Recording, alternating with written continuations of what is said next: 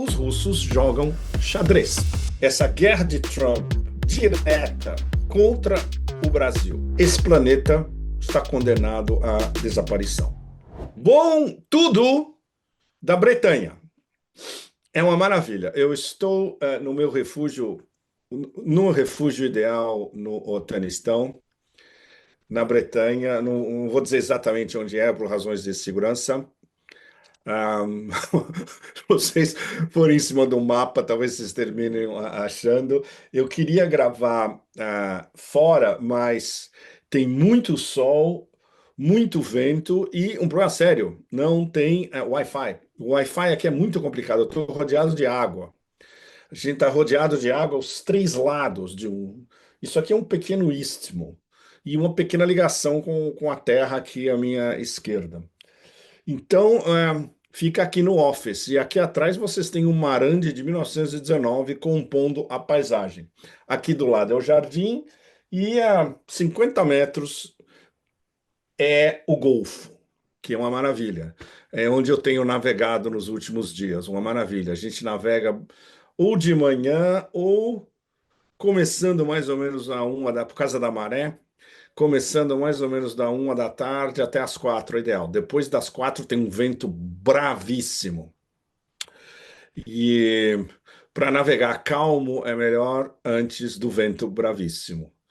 E tem mais ondas, etc. Mas é uma maravilha. É uma daquelas partes do Afeganistão onde a demência de Bruxelas não chega. Fundamental, né?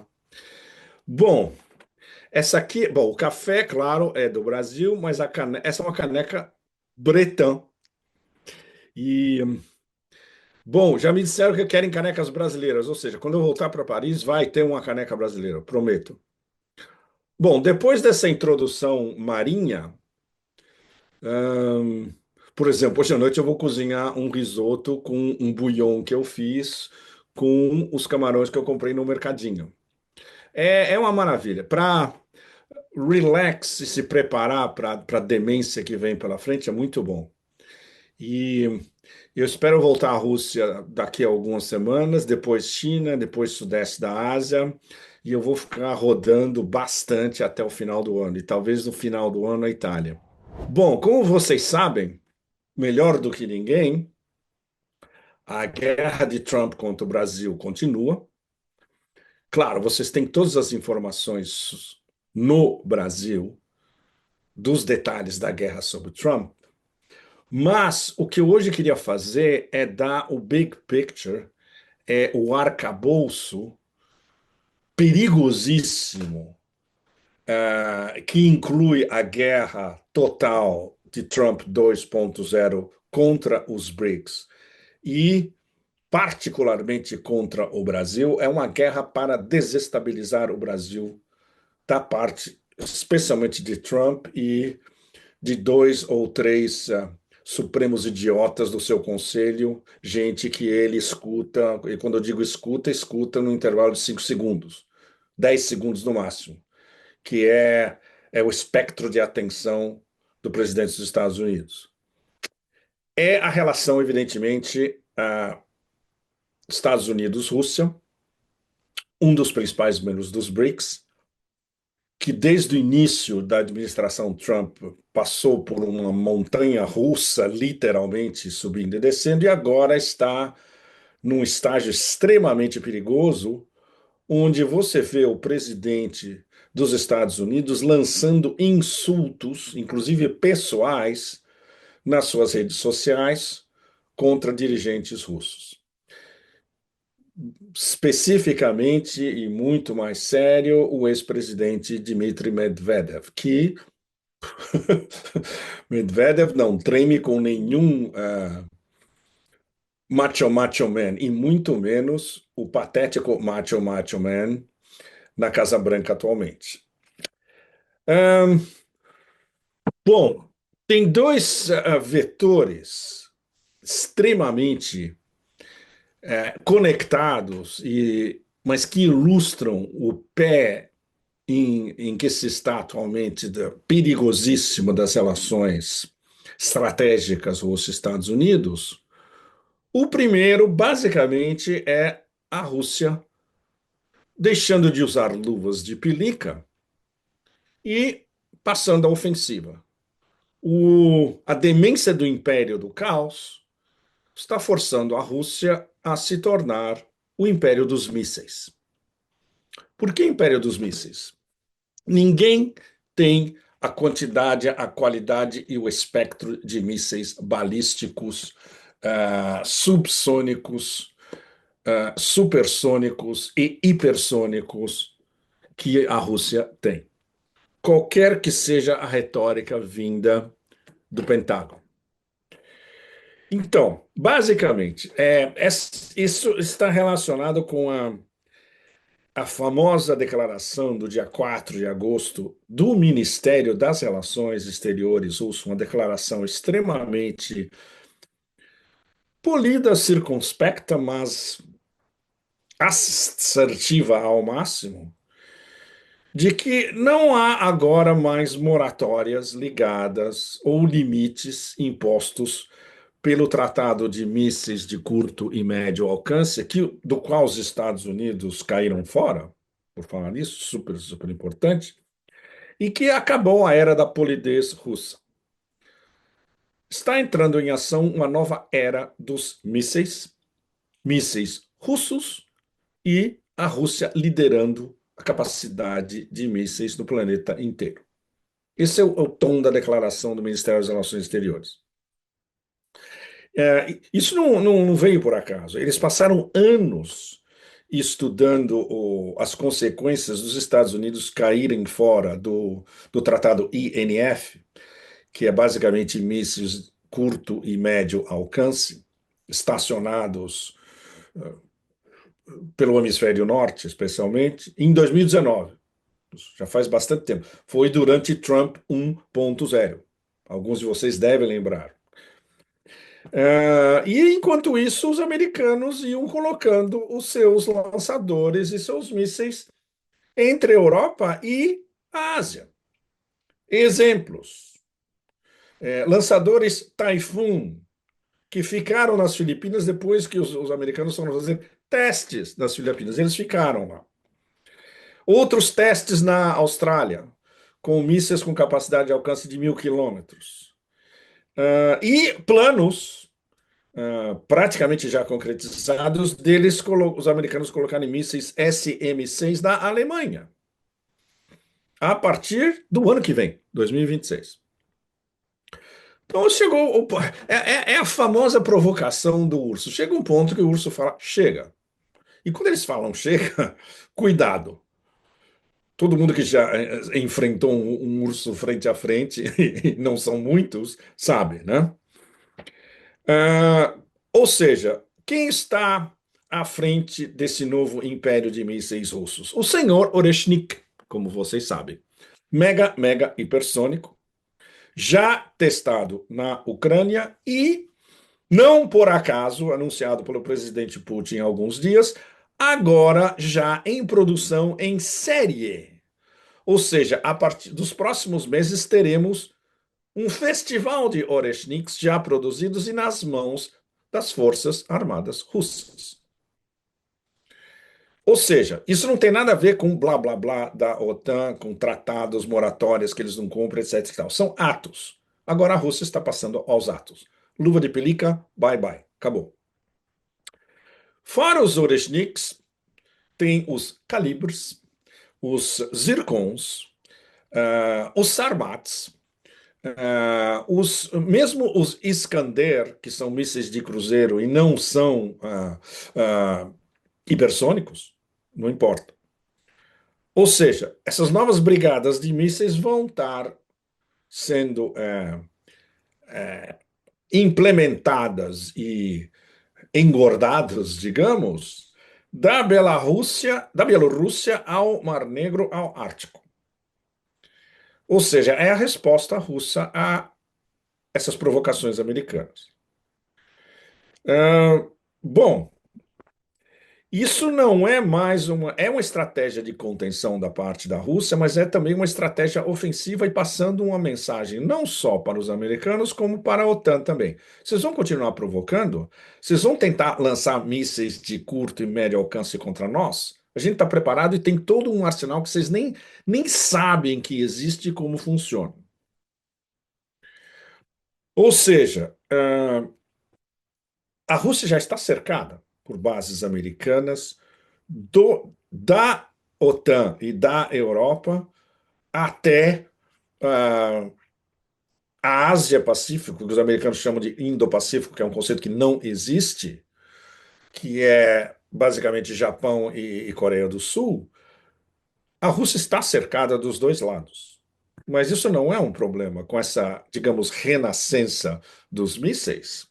Eles têm capacidades em curto, médio e longo alcance e subsônicos, supersônicos e hipersônicos de contra-atacar, seja o que vier, de onde vier, em qualquer momento. Ou seja, acabou essa era polida das moratórias.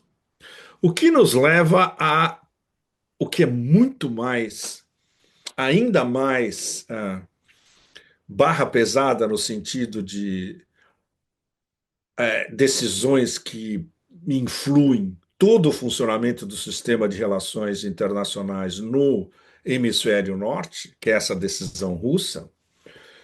Não, nós perdemos a paciência, basicamente, com a ameaça vindo diretamente do condutor circense na Casa Branca, em resposta a Dmitry Medvedev diretamente. É legal vocês colocarem o o texto do post de Dmitry Medvedev no X na tela para vocês todos, para todos os nossos ouvintes, leitores acompanharem. É um jogo de pôquer nuclear. Como vocês sabem muito bem, os russos jogam xadrez. Os chineses jogam Go. E os americanos, no máximo, jogam pôquer. Na verdade, eles jogam damas, que é bem primitivo. Eles tentam jogar poker como se eles estivessem numa roda de Texas Poker em Las Vegas. Eles acham que eles são muito bons de poker e eles acham que eles são os melhores blefando. Eles blefam o tempo todo. Os russos sabem disso, os chineses sabem disso, e o sul global como um todo e os BRICS agora sabem disso e vão agir de acordo. O, essa ameaça ou blefe diretamente vindo de Trump. Ah, eu desloquei dois porta-aviões, desculpe, dois submarinos nucleares americanos para os lugares onde eles devem estar, como se ele estivesse intimidando os russos ao deslocar dois submarinos nucleares americanos que estão, do ponto de vista russo, sendo monitorados o tempo todo. Os russos sabem exatamente onde eles estão. Então, isso já em si já é um blefe. É, digamos, uma postura de macho man, de novo, para o público interno, para o público doméstico americano. Ou seja, por que Trump resolveu deixar público que ele ordenou esses dois Ele nem disse que submarinos nucleares são. Pode ser da classe Ohio, pode ser da classe Virgínia. Mas isso, tecnicamente, é uma informação de segurança nacional e é só intra-Pentágono que se sabe. Então, ele não deu nenhum nada específico. Nem localização, nem qual é o perfil da missão desses submarinos nucleares. O que, que é? Eles vão querer lançar um ataque nuclear secreto em cima de alguma base russa no Pacífico ou no Ártico? Ridículo, né? Ah, ou seja, não é uma escalação, é um blefe, é uma tentativa de intimidação e uma postura de macho man. Nada disso do ponto de vista de intimidar os russos, tem qualquer efeito. E Já houve uma postura similar da parte dos Estados Unidos, isso ainda durante Trump 1.0. Foi a Síria, 2018. Foi uma ameaça, já foi no segundo ano de Trump 1.0. Ou seja, na época foi uma coisa de criar uma percepção, né? E não foi uma ação irreversível. Ou seja, foi um blefe de Trump O que a Medvedev postou no X é muito importante do ponto de vista que o frame, a maneira como ele enquadrou a demência progressiva de Trump é mais uma ameaça existencial e reforçando mais uma vez as linhas vermelhas russas.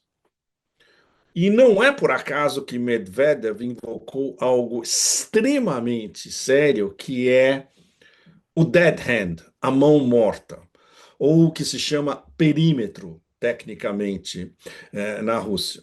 Não é retórico. Medvedev lembrou que se vocês tentam qualquer estupidez nuclear contra a Rússia, os protocolos de retaliação da Rússia são automáticos. E vocês vão pagar muito caro. Vocês nem vão sobreviver para ver o preço que vocês vão pagar. Ou seja, essa troca de essas rebarbas via redes sociais entre o presidente americano e um ex-presidente russo é de uma seriedade extrema. Medvedev foi extremamente polido. Trump, como sempre, postura e, bom, falar em falta de classe é até a redundância do século, porque Donald Trump nunca teve classe em absolutamente nada. É um sub-Tony Soprano. É um gangsterzinho do outro lado da ponte em Manhattan, vindo de Queens, diretamente. Ou seja, vejam o contraste de como se chega a uma situação como essa extremamente perigosa. Do lado americano, você instaura, desculpe, uma atmosfera de risco e de ambiguidade extrema, com risco incluindo. Do lado russo, os russos enfatizam contenção explicitamente para prevenir qualquer tipo de, justamente, estupidez baseada em ambiguidade e em risco, que pode vir tanto de generais do Pentágono quanto o presidente dos Estados Unidos, quanto o presidente dos Estados Unidos ordenando os generais do Pentágono a cometer uma estupidez, inclusive nuclear. Então, conceitualmente, isso é o que está em jogo entre os dois. Aí tem os dados é, que dão uma ideia para vocês todos de com o que o planeta está lidando. São dados de 2025, dos suecos, do CIPRE na Suécia, que é muito sério em contabilizar dados, especialmente nucleares. A Rússia tem um total de mais ou menos 4.500 ogivas nucleares. Os Estados Unidos tem um total de 3.800 ogivas nucleares. Entre as ogivas que estão prontas para entrar em ação, há mais ou menos uma paridade. 1.770 os americanos, 1.710 os russos. Ou seja, na prática é uma paridade. 1.700 ogivas prontas para entrar em ação. O dado principal que todos nós devemos ter em mente é que até com 100 mísseis nucleares soltos ao mesmo tempo, esse planeta está condenado à desaparição. Nem se fala se forem 200 mísseis, 100 mísseis lançados dos dois lados, por exemplo. 200 mísseis caindo na Terra em pontos diversos, ainda que seja só no hemisfério norte. O, o, o que até hoje se entende por civilização, e certamente inclui o declínio absoluto da civilização ocidental, deixa de existir. Então é isso é o que todos nós estamos lidando, e é isso que as cabeças de vento ou de te- terra dura aqui do lado, por exemplo, no caminho do mar, ou de areia, no complexo industrial militar americano, não conseguem entender porque, para eles, tudo isso é um jogo e eles acham, seriamente, em todos esses silos do Pentágono e em silos de inteligência e em think tanks, que se houver um ataque preventivo americano, que a doutrina americana nuclear permite um ataque preventivo. A doutrina nuclear russa permite resposta imediata. E como a Rússia tem hipersônicos e tem justamente, inclusive o sistema mão morta, o Dead Hand mão morta, que é um protocolo de resposta a um ataque nuclear imediato e instantâneo, uh, eles acham que eles podem escapar de um ataque preventivo contra a Rússia. Isso é uma conversa absolutamente além de. É como se tivesse um exército de terracotas kafkianos. Quando você tem essa conversa em Washington com gente do complexo industrial militar e dos think tanks, eles acreditam plenamente que os Estados Unidos pode lançar um ataque preventivo nuclear contra a Rússia e a resposta não vai ser suficiente para, digamos, inviabilizar, para colocar diplomaticamente, os Estados Unidos.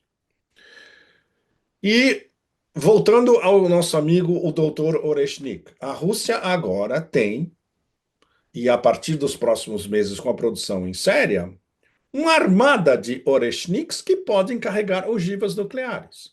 Ou seja, o outro lado, ainda que lance um ataque preventivo, não vai nem ver o que aconteceu com a resposta, porque a resposta é hipersônica e literalmente imediata. Isso dá para vocês uma noção mais ampla e mais aterradora de como o presidente dos Estados Unidos governa por não tweets, porque ele não usa mais X, ele usa a sua plataforma Truth Social. Um presidente dos Estados Unidos que governa por ordens executivas e por posts em uma rede social. É o que dá. Leva a situações absolutamente aterrorizantes como essa. Ah, os atores racionais russos, a paciência é realmente infinita. Levaram, por exemplo, de 2019 a 2025, para finalmente chegar a uma conclusão que já era inevitável em 2019, que não adianta respeitar nenhum protocolo que estava em vigor no tratado regulando mísseis de curto e médio alcance, depois que os Estados Unidos caíram fora, porque o Império não respeita tratado nenhum, não respeita nenhum protocolo. Então os russos têm que agir de acordo. Eles têm que agora impor, digamos, é uma noção imperfeita, mas a qualificação seria você, império do caos, império das provocações, tudo bem. Vocês vão ter agora que lidar com o império dos mísseis, que somos nós. Essa é a mudança da narrativa.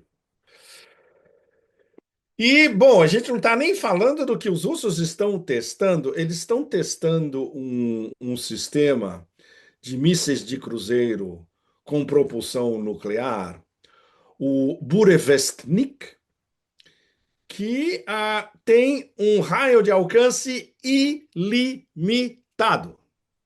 Breve estará em ação. Ninguém soube quando os Oreshniks entraram em ação. Como assim, de um dia para outro? Não, os Oreshniks estavam sendo testados há anos. Design, performance, tudo. Um belo dia a Rússia anuncia o próprio míssil em ação. Com o Burevestnik vai ser exatamente a mesma coisa. Bom, a expansão dos Oreshniks, os dados principais é que vai ter mais de 3 de regimentos de Oreshniks prontos a entrar em ação em 2026, ou seja, daqui a 5, 6 meses. Bom, qual é a conclusão dessa demência toda? Se vocês estão achando que essa guerra de Trump direta contra o Brasil como membro dos BRICS, como os BRICS como um todo, contra o presidente Lula diretamente. O presidente Lula, mais uma vez, dizendo corretamente: eu não vou ligar para Trump porque eles não querem conversar. E não querem mesmo. O máximo que escapou do círculo de Trump 2.0, se Lula quiser ligar para mim, eu atendo. Ou seja, mais uma vez, tratar todo mundo como macho man. O presidente Lula vai conversar sobre isso, sobre as ramificações e sobre a política conjunta dos BRICS para lidar com um condutor circense totalmente fora de controle. O presidente Lula vai conversar com o presidente Putin, com o presidente Xi Jinping e com o Modi. Ou seja, os BRICS estão conversando muito mais ativamente do que comparado com alguns meses atrás, comparado com antes da cúpula no Rio. Ou seja, essa união, a demência do condutor do Império do Caos agora está levando à união cada vez mais rápida entre os principais BRICS. E aí entra o Irã, evidentemente, entra a Indonésia, entra os membros e entram os partners dos BRICS também, que vem à sua frente uma ameaça comum. Eu tenho conversado com alguns dos meus amigos nos Estados Unidos, especialmente entre Washington e Nova York, e circula ativamente de gente que conhece por dentro o que está acontecendo, de que Trump está, para dizer de uma maneira brasileira, mal da cabeça. Ruim da cachola? Será que eu ainda posso dizer ruim da cachola? Eu não sei se essa expressão ainda existe. E o seu problema é de concentração extremamente grave. Ele não consegue se concentrar em nada em mais de, digamos, 10 segundos. O espectro de atenção dele se limitou não chega a nem mais a um flash, um news flash da Fox News. Isso já é longo demais. É extremamente limitado. O que explica essa profusão de posts infantiloides diários que monopolizam o ciclo das notícias no mundo inteiro, evidentemente, todo mundo reproduz, e aí todo mundo tem que discutir o que ele está querendo exatamente dizer, quando nem ele sabe o que estava querendo dizer, e isso escrito com a linguagem justamente de alguém de 5 anos, que acabou de sair da escola primária. O problema, mais uma vez, os atores racionais já perceberam que o mundo está, do ponto de vista do Império do Caos, está indo para esse lado, que nada é confiável, que não só qualquer tipo de promessa de deal, lá a arte do deal, do livreco que ele escreveu há anos atrás, é absolutamente inconfiável, como as suas ações, como os seus posts, como os seus atos, como as suas uh, afirmações rebarbativas nas coletivas de imprensa ou quando o pegam antes dele pegar o avião ou pegar o helicóptero, etc. E tomam a sua atitude. E isso, claro, do ponto de vista de uma união mais concentrada dos BRICS, da Organização de Cooperação de Xangai, da Eurásia como um todo, que é algo que a gente vai ver daqui a 4 semanas, basicamente, no Fórum de Vladivostok, no extremo leste da Rússia, isso está acelerando cada vez mais o processo. Em outubro vai ter o pleno do Partido Comunista Chinês em Pequim, muito importante, onde eles vão começar a elaborar o próximo plano quinquenal. Na sequência vai ter a cúpula da APEC, muito importante, a cooperação econômica Ásia-Pacífico, que é verdadeiramente Ásia-Pacífico. Indo-Pacífico, que é uma invenção americana, não existe. Há a possibilidade de que na cúpula da OPEC, Xi Jinping e Putin podem ir diretamente. Tecnicamente, Trump deveria ir também. Está em suspenso se a possibilidade de um encontro na mesma sala entre Trump, Xi e Putin poderia acontecer não no dia 3 de setembro em Pequim, que é a comemoração do final da Segunda Guerra Mundial, a comemoração oficial chinesa, a qual Putin foi convidado oficialmente, Trump certamente não vai, mas na cúpula da OPEC mais tarde. Bom, até lá, ah, a maneira, eu diria quase um caso clínico de como está degringolando a psique do condutor circente pode levar para todos os lados. Do ponto de vista da Rússia, não há a menor ilusão, e dos outros BRICS também. Os indianos já deixaram bem claro: nós não vamos deixar de comprar óleo russo porque alguém do outro lado do mundo está nos obrigando. A visita essa semana do Witkoff a Moscou, com a possibilidade que ele esteja indo a Moscou carregando um ultimátum de Donald Trump para o presidente Putin. Ou você faz o cessar-fogo do jeito que eu, Macho Man, quero, ou eu vou soltar zilhões mais de sanções em cima de você e dos restos dos BRICS. Vai passar em branco, não vai alterar 1 milímetro da posição da mobília dentro do Kremlin. Então é isso que a gente está lidando o tempo todo. E nessa demência toda inclui-se, evidentemente, o que Donald Trump pode ainda soltar em desespero contra o Brasil. Eu acho que eu teria que pedir desculpas para vocês porque está rodeado de água e de sol e só falando de horrores absolutos, inclusive o fim do planeta via uma confrontação nuclear. Mas esse é o mundo que a gente vive. Bom, muito obrigado. Inscrevam-se no canal. Até a semana que vem. A gente continua no Otanistão há algum tempo. Por exemplo, eu tenho conversado com os bretões não políticos por aqui, pelas ilhas, navegando nos pequenos portos, etc. e tal. A visão, digamos, do bretão médio, que para quem é bretão é muito mais importante do que a França, e nem se fala, e imensamente mais importante do que a União Europeia, eles sabem que está tudo errado. Mas volta sempre ao mesmo ponto. O que a gente pode fazer a respeito?